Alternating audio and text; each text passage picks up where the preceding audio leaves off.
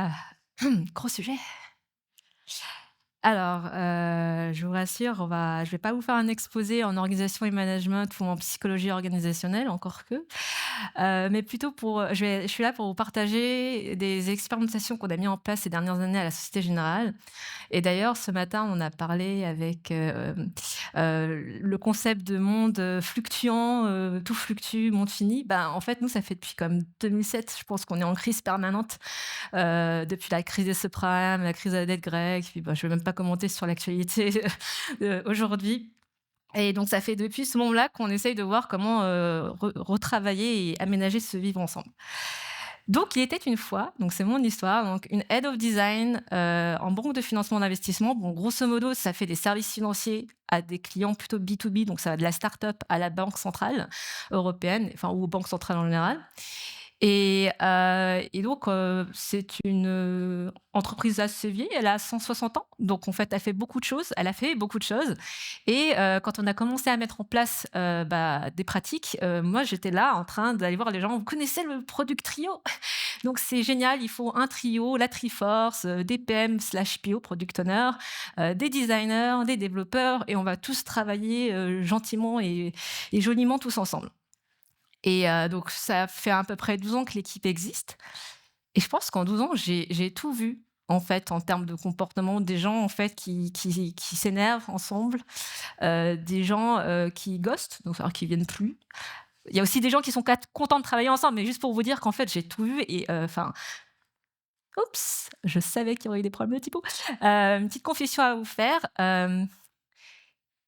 bah, en fait, l'enfer, c'est les autres et C bon, j'ai un même internet juste après pour vous illustrer ça, hein, vous inquiétez pas. Mais, je pense que cette situation, ça, c'était plus pour dire, c'est pas tant, être avec les autres, c'est pas tant ça qui nous est insupportable, c'est plus le regard de l'autre nous objectifie et nous cloisonne des fois dans un rôle. Donc, j'ai trouvé un mème internet qui l'illustre super bien. Donc je sais pas s'il y a des gens qui ont déjà vu ce genre de mème, de perception? Levez la main si vous l'avez vu. Ah, celui-là particulièrement? Vous allez me dire si vous êtes d'accord. Ah non, là, c'est peut-être, que quelques mains du coup. OK, donc comment on se perçoit? Sur les diagonales, c'est facile, c'est comment on se perçoit nous-mêmes. Donc les devs, comment ils se perçoivent? Super scientifique. Les designers, franchement, j'aime bien dire que dans chaque conférence design, il y a une slide sur Steve Jobs ou Johnny Ive, c'est plus 2025. Bah, les PM, vous êtes les régisseurs du monde, oui. Mais attendez, parce que là, c'est sympa, c'est sur, les diagonales. Après, c'est comment les autres nous voient. Et ben, les devs, comment les designers les voient? Non, nous, les designers, bah, voilà, hein, on est parfois perçus comme des gens qui mettent de la peinture ou des peintres en BTP par nos PM. Au demeurant, les devs, bah, des fois, on a du mal à parler avec eux, quoi, donc voilà. Puis, bah, vous êtes pas tant non plus. Ça fait un peu la ligne d'assemblage, quoi, et puis des fois, on se demande franchement ce que font nos PM. Ils disparaissent, et ils ont quand même cette fâcheuse tendance à vouloir tout casser, ce merveilleux design.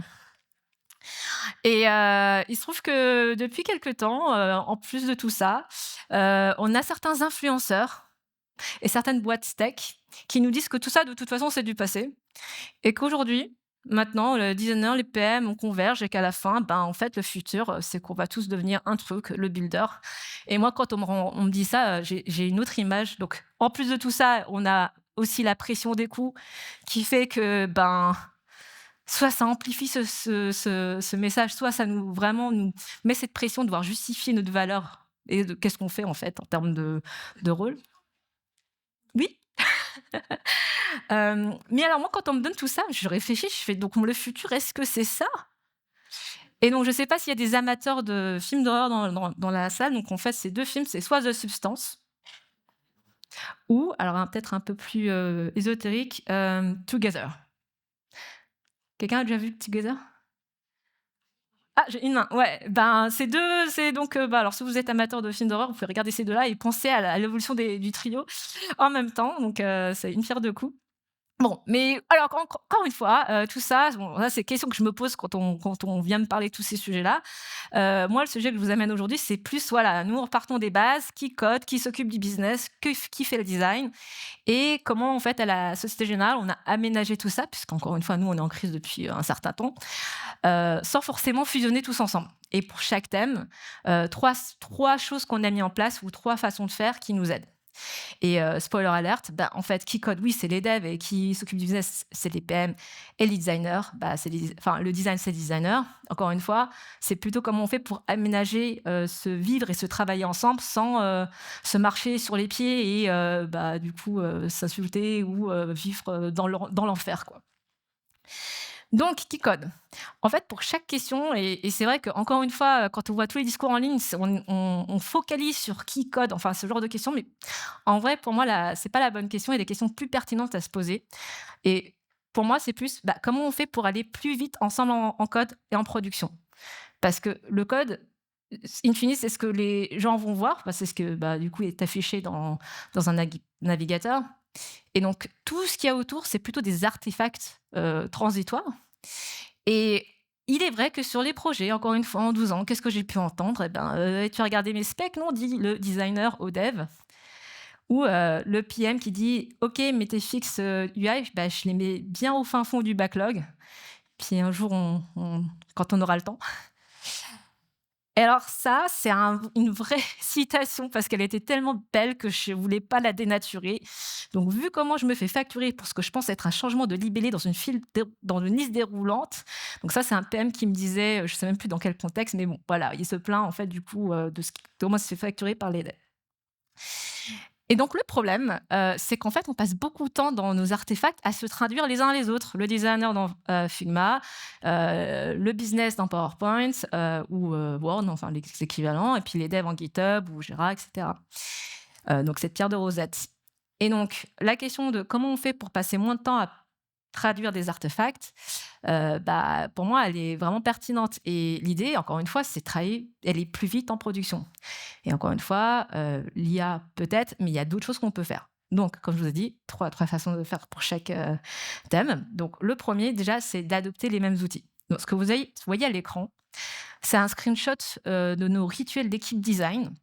Parce qu'il y a quelques années, je pense qu'il y a un designer qui était un peu dev, friendly, qui nous a fait: «Beh, pourquoi on n'utiliserait pas les mêmes outils pour organiser ces rituels?» Donc là, en fait, vous voyez le premier screenshot, c'est quelqu'un veut amener un sujet dans l'équipe, donc il va ouvrir un ticket et bah, de la même manière sur GitHub, quand on fait des tickets, on peut faire des templates et cetera et donc ça fait quelques années que l'équipe, fonctionne comme ça et une fois qu'en fait on a l'habitude d'utiliser cet outil-là et ben, on n'a plus peur d'aller ensuite ce que vous voyez ici, c'est, un screenshot, du backlog design system et donc aujourd'hui, nos designers et nos PM sont capables d'aller, ouvrir un ticket pour décrire un bug et ça permet aussi à ce que, bah, les personnes puissent ensuite faire, un fil de conversation, voir ce qui se passe, poser des questions, plutôt que faire des échanges par email et perdre le contexte et cetera. On peut même, bon, pour ceux qui savent utiliser GitHub, vous savez, hein, référencer des incidents. Je crois que c'est ça qu'on dit en français, parce que j'utilise GitHub en anglais, donc je connais pas forcément les équivalences, d'un ticket à l'autre et donc ça, c'est très, très utile. Donc une fois qu'on a fait ça, on peut aller plus loin. Donc, pour ceux qui ont fait du coaching, et je sais que le coaching était mon signe quelquefois, il y a cette notion en fait d'élargir la zone d'apprentissage. Donc, juste pour vous illustrer, par exemple, pour un designer, la zone de confort, c'est quoi? C'est Figma. On adore passer nos temps dans Figma, c'est très confortable. La zone de peur, fut une zone de peur pour l'équipe, c'est par exemple faire des revues dans le navigateur. Donc ça, c'est par exemple quand on voit que il y a des décalages dans une interface et bah, au lieu de faire un screenshot et de décrire ce qui ne va pas, et ben, on va aller regarder directement le code dans le navigateur pour essayer de comprendre pourquoi il y a ce décalage. Est-ce que c'est des margins? Est-ce que c'est des paddings? Il y a plein de choses qui peuvent causer ce décalage. Et donc, plutôt, encore une fois, que de passer du temps dans l'artefact, on peut aller directement regarder ça. Et donc, en zone d'apprentissage, une fois qu'on a fait ça, qu'est-ce qu'on fait? Ben, on peut faire directement une revue UI en ticket. Donc, pour vous illustrer ça, voici un exemple récent. Donc là, le designer, ce qu'il fait, il a fait une revue classique finalement d'interface sur un produit, sauf que, et c'est peut-être un peu petit, mais donc je vais juste vous donner un exemple. Là, dans la deuxième section, il dit: «Bah, pour le bouton plus, il faut utiliser un bouton medium et il faut ajouter un btn-icône et puis faire margin bottom -1 pixel pour éviter un problème de layout». Bah, ça, c'est justement, il a l'œil du designer, il voit ce qui va pas, il va le décrire directement, en CSS et en classe liée au design system pour aller plus vite, encore une fois, pour le dev. Et encore une fois, ceux qui ont fait du coaching, vous savez que ça, le but, c'est pas d'arrêter ici, c'est qu'une fois qu'on a fait ça, on peut continuer à élargir cette zone d'apprentissage, qui au final est une zone pour toute la vie. Et ce qui était en fait un apprentissage devient juste la normalité. Donc aujourd'hui, et je tiens à préciser qu'on n'a jamais forcé aucun designer dans l'équipe à coder ou à faire des revues en UI, c'est que c'est quand même évident que c'est quand même plus rapide que faire des screenshots dans Figma et décrire visuellement ce qu'on voit, ou même de le mettre dans un LLM, j'irais même jusqu'à dire ça. Mais donc voilà, donc tous les designers savent faire des revues dans des tickets, que ce soit Jira ou GitHub d'ailleurs, j'ai oublié de préciser, c'est juste un outil de gestion de projet et de code, ou des revues, donc ça c'est la nouvelle zone d'apprentissage, en pull request, c'est-à-dire directement aller impacter le code, c'est-à-dire qu'on télécharge le repo du code, on fait les modifs et puis on les envoie pour revue au dev. Et ça, donc on a quelques personnes qui l'ont fait, et je ne sais pas si ça va devenir la normalité, mais on va dire que c'est l'étape d'après. Pour les PM, c'est exactement la même chose. Donc eux, leur équivalent, c'est faire des changements ou déclarer des bugs ou des incidents dans des tickets. Ou par exemple, on a des PM qui vont directement aussi travailler en pull request. Quand il s'agit par exemple de travailler sur des fichiers de traduction, ben, en fait, ils peuvent directement faire une pull request pour changer et pour mettre à jour les fichiers de traduction. Bon, j'ai parlé d'IA, mais j'ai pas vraiment dit ce qu'on faisait avec. Donc, un des usages pour moi qui est vraiment utile dans cette catégorie-là, c'est utiliser l'IA comme coach technique. Ce que vous voyez à l'écran, et encore une fois, désolée pour les problèmes de typo, c'est, on va dire, notre CodePen interne. C'est un CodePen qu'on a développé qui est branché directement à notre design system, à nos librairies de composants. Et en fait, ça, ce screenshot, c'est, je l'ai vu sur l'écran d'un stagiaire. Je crois que ça faisait 2 mois qu'il était avec nous, et en fait, il avait designé en fait on va dire sa composition dans Figma, et il était en train d'itérer avec ce CodePen interne qu'on appelle Design Lab pour voir ce que ça donne. Et j'ai même récupéré son prompt. Il avait écrit: «Tu es maintenant expert en développement front-end et tu vas m'aider à améliorer ce code». Et ça, c'est super pour, apprendre comment fonctionnent des vrais éléments dans un navigateur. Mais une fois que c'est normalisé, donc ça, c'est pour apprendre, ça devient une façon de travailler normale. Et donc le deuxième exemple que je vous montre ici, donc c'est moi qui interviewe quelqu'un d'autre dans l'équipe. Et donc ça, c'est un exemple réel.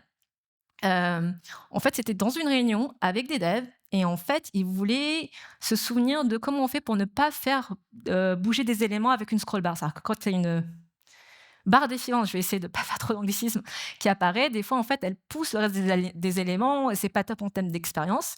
Et donc là, en fait, le designer a utilisé Copilot Chat pour poser sa question.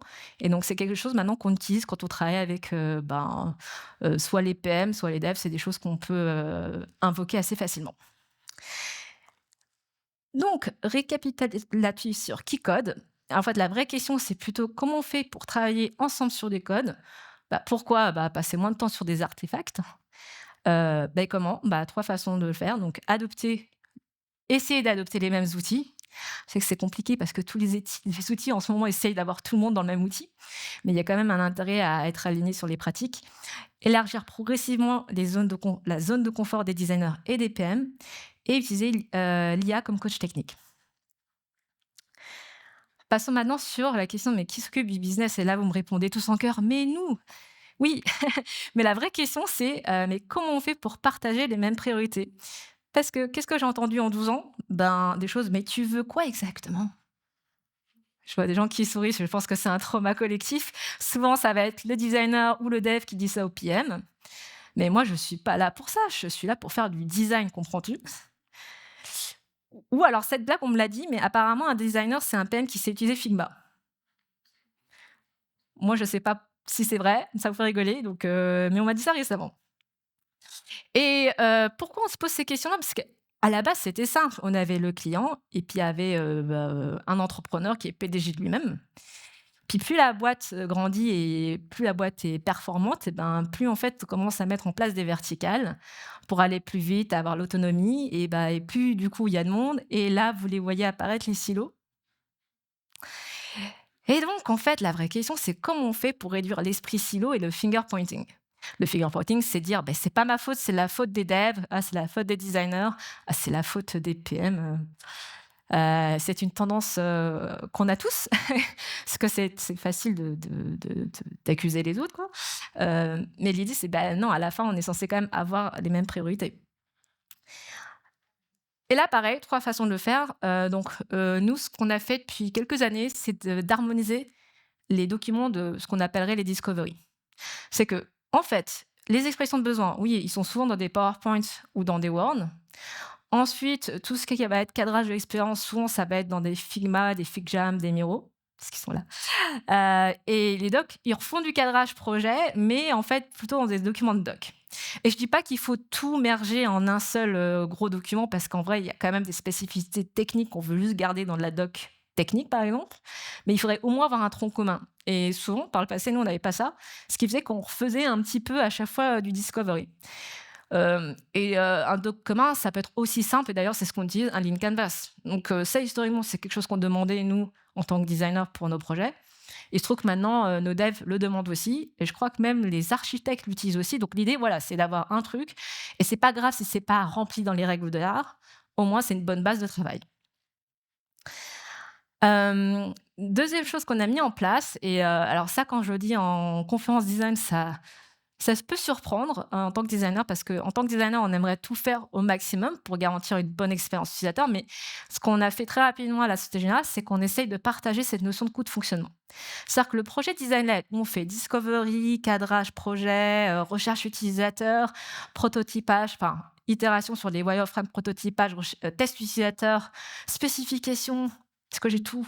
Je sais plus, bref.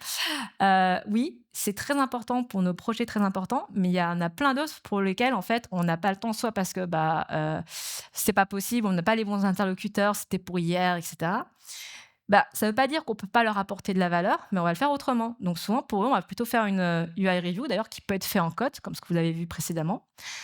Là, on va juste dire: «OK, il y a pour les problèmes d'usabilité, c'est trop tard parce que, voilà, on peut pas refaire l'application, mais au moins, on va faire en sorte qu'elle suive les normes de notre design system et notre plateforme B2B». C'est au moins ça. Puis souvent, en fait, quand vous dites aux gens qu'ils sont pas importants, c'est marrant parce que, ils sont pas d'accord. Donc souvent, quand les gens viennent et que je leur dis: «On peut rien faire à part juste une UI review», ils protestent. Donc avec le temps, on a mis en place ce qu'on appelle un hackathon, ce qu'on appelle aussi un design challenge, qui est que c'est important, mais en fait, on va demander, au métier de choisir ce sur quoi on va travailler. Quels sont les vrais problèmes d'usabilité sur lesquels on va, se concentrer? Et pour ça, souvent, en fait, je vais, prendre 2 designers dans l'équipe et les faire travailler peut-être en une après-midi sur ce sujet, ce qui permet en même temps aussi de faire du pair design. Donc finalement, tout le monde est assez content sur ce genre de setup. Là aussi, on peut utiliser l'IA pour, un peu changer et plutôt accélérer cette transition, qui est qu'on peut, l'utiliser pour, là aussi, c'est pas un coach technique, on va dire, c'est un coach business. Je vous donne cet exemple qui est aussi un vrai exemple, d'un prompt qui dit: «Maintenant, tu es un consultant McKinsey et tu vas m'aider à expliquer mon problème avec la pyramide de Minto». Est-ce qu'il y a des gens qui connaissent la pyramide de Minto ici?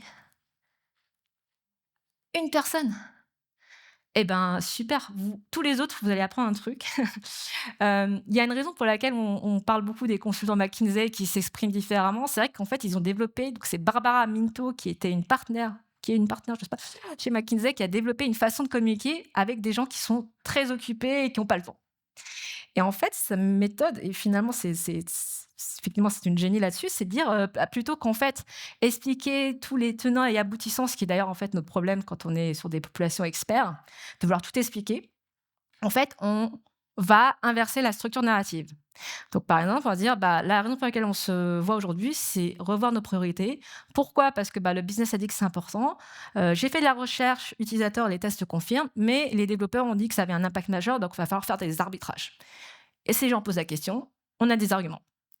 Ça a l'air simple, mais je peux vous garantir que, c'est très tentant dans nos projets de faire l'inverse, de dire: «Oui, alors le PO, il avait dit ça et j'ai fait de la recherche et puis j'ai fait ceci, j'ai ouvert Figma et puis après j'ai rempli mon fichier Excel» et donc en fait, on se perd dans nos propres détails et tandis qu'avoir cette structure-là et maintenant en plus on peut utiliser des agents conversationnels pour se quelque part, hem, répéter en fait ce genre de message en amont des meetings, c'est vraiment pertinent. Donc sur la question qui s'occupe du business, une meilleure question, c'est plus, bah, comment on fait pour partager les priorités métiers avec tous? Pourquoi réduire l'esprit silo et le fait de se renvoyer la balle quand les choses ne vont pas bien? Comment? 3 façons aussi ici. Harmoniser les docs de discovery, partager cette notion de coût de fonctionnement pour les experts, donc aussi bien dev et designer, et utiliser l'IA pour parler business, encore une fois aussi, pour ceux qui ont beaucoup d'expertise à partager, pour vraiment recentrer le discours. Dernier thème, qui fait le design? Bon, là aussi, normalement, c'est les designers, mais la vraie question, c'est comment on fait pour améliorer tous ensemble l'expérience client? Qu'est-ce que j'ai entendu sur les projets? Ben non, mais tu as un goulot d'étranglement, donne-moi accès à Figma. Ou s'il te plaît, juste FigJam. Heu, Ça, c'est, le cauchemar, en fait, donc Halloween est passé, mais si vous voulez, commencer à inquiéter un designer, tu fais: «Non, non, mais t'inquiète pas, c'est juste une petite modif, juste une petite modif». Puis, la phrase préférée des designers: «Bah oui, ça dépend». Mais voilà, donc le problème, c'est qu'on a tout ça et c'est vrai que, je peux l'admettre en tant que designer, c'est qu'on a quand même tendance à vraiment s'accrocher à nos outils comme si c'était une marque de légitimité. Non, non, non, tu comprends, il y a qu'un designer qui peut utiliser Figma ou ferait une certification et cetera, qui au final nous dessert. Comment on fait en fait pour repositionner ce rôle du designer? Parce que, heu, vous le voyez peut-être pas, mais ça fait quand même des années que les designers sont en crise identitaire entre est-ce que les designers doivent coder? Est-ce que les designers doivent parler business? Est-ce que les designers, est-ce que ça sert encore à quelque chose d'avoir un designer quand on a un design system? Donc ça fait quand même quelques années, voilà, qu'on vit ce genre de crise identitaire. Donc voilà, la question c'est comment on repositionne ça pour améliorer l'expérience client? Bon alors, là aussi 3 choses qu'on a faites. Et ça peut paraître contre-intuitif et c'est un peu aussi lié à l'autre thème de cette conférence qui est de ralentir, c'est de pouvoir dire non en amont. Je m'explique, à mon tout projet, on a quand même 3 incontournables qu'on demande à tous nos PM. C'est ces 3 éléments, donc bon, le lean canvas, vous l'avez vu, donc je ne le réexplique pas. Enfin, est-ce que je l'ai expliqué? Tout le monde sait ce que c'est un lean canvas? Voilà, bon, je ne réexplique pas. Une data wishlist, alors ça, je suis pas sûre parce que c'est peut-être moins, normé, mais en fait, on demande à nos PM, voilà, tu nous mets dans un fichier Excel toutes les données, qu'on va devoir à un moment ou à un autre afficher ou donner à l'utilisateur et c'est encore même mieux si tu peux me le faire avec des éléments de volumétrie. Par exemple, est-ce qu'on est sur 5 comptes versus 100 comptes versus 1000 comptes? Parce que ça va pas du tout être la même façon de gérer, l'interface et donc avec avoir des, cas extrêmes, c'est bien et en parallèle, moi, je veux que, l'architecte d'entreprise, il puisse aussi et le back-end puisse me dire qu'en fait, pour chaque donnée, bah, on sait où est-ce qu'elles vont être. Encore une fois, on est sur des systèmes complexes à la Société Générale, donc je n'ai pas en fait le si on devait en fait commencer le projet et puis après se poser la question de savoir où est l'API, est-ce qu'elle existe? Est-ce qu'elle renvoie ce qu'on attend? En fait, on aurait vraiment énormément de mal. Donc on fait au moins ce check en amont, donc on ralentit pour mieux ensuite faire la phase de design et donc ça, c'est mon deuxième point. Ça ne veut pas dire non plus que le designer ne sert à rien et d'ailleurs, je pense que, tout le monde dans l'équipe a eu cette expérience d'aller trop vite sur la phase de design classique alors qu'on ne savait pas encore ce qu'on voulait faire. Mais comme je disais, c'est qu'on va pas non plus, bah, ne rien faire et donc typiquement, dans ce genre de setup-là, le rôle designer a un peu changé, c'est-à-dire qu'on va plutôt être des orchestres de cadrage de design et donc là, ce que vous voyez ici, c'est un exemple de data wishlist, donc l'exemple que je donnais précédemment. Parce que finalement, encore une fois, quand on manipule beaucoup de données, Excel, c'est quand même plus pratique pour, gérer tout ça, donc pour toutes les raisons que j'ai listées ici, identifier le jargon, aligner les membres du projet et finalement, c'est un artefact de validation qu'on peut valider avant de continuer le projet. Et puis, bah, la personne qui me dit: «Excuse-moi, je ne sais pas ce qu'il faut pour afficher une FX option qui est ce qu'il y a à l'écran», là, en fait, c'est pas un problème de discovery, c'est un problème de casting. Donc on va demander, quelqu'un d'autre, pour venir en renfort. je continue sur Excel, donc je ne suis pas sponsorisée par Microsoft, mais c'est juste pour dire que, l'idée encore une fois, c'est, de pouvoir faire du design en dehors des outils de design, même si c'est dans Excel et donc là, ce que vous avez à l'écran, c'est alors ça, c'est un exemple perso, de prototype en Excel, mais en fait, on a aussi des designers ou des PM ou des devs, en fait, qui, on va dire, font des concepts et des wireframes en Excel. D'ailleurs, en fait, je me dis: «C'est marrant parce que tout le monde veut faire des concepts ailleurs, mais en fait, en Excel, c'est quand même très bien avec beaucoup de données». Là, c'est, le témoignage d'un de mes designers qui dit: «Bah, hier, j'ai validé un prototype en tableau Excel pour partir en dev». Parce qu'il y a pas besoin de refaire 50 000 fois le prototype, si on sait quels vont être les impacts et qu'on fait une revue en UAT ou en dev de toute façon après. Je ne sais pas si vous allez deviner quel est le mot qui est caché derrière l'image à cause des problèmes de typo, mais le dernier truc, pour aujourd'hui, c'est, repenser le rôle du design et concevoir le design comme un travail d'urbanisme. Là aussi, je m'explique. Qu'est-ce que ça veut dire? Donc on est un environnement complexe et de toute façon, en fait, les produits qui grandissent sont de plus en plus complexes. Il y a plusieurs, modules et cetera à avoir. Donc finalement, le rôle du designer, c'est pas tant, créer le salon parfait ou la maison parfaite, ça va plutôt être, régir en fait la ville pour que tous ces services et tous ces modules coexistent, de manière pacifique. Ce que je veux dire par là, c'est mettre en place les guidelines de plateforme et être garant de ces guidelines. Par exemple, challenger la notion de MVP pour s'assurer que sur l'ensemble des projets ou des services qu'on a dans la plateforme, il y a un vrai sens de MVP.